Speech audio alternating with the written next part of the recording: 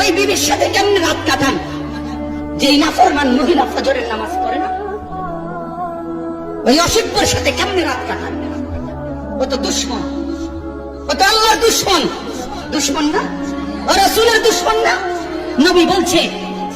নবী বলছে ফজরের নামাজ না পড়ে ঘুমায়, সেজদা না দিয়ে ঘুমায়, তার উপরে মাখলুকাতের লানত, সমস্ত ফেরেশতার লানত, রব্বুল আলামিনের লানত, খোদার গজব তোর উপরে, রাসূলের গজব তোর উপরে, ফেরেশতার গজব তোর উপরে, সমস্ত সৃষ্টির গজব তোর উপরে, লানত তোর উপরে, অভিশাপ তোর উপরে।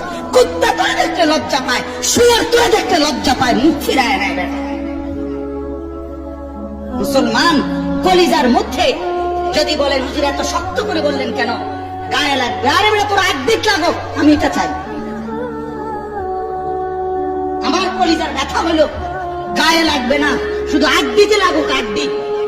আড্ডির ভিতরে যদি লাগে তাইলেও ভালো।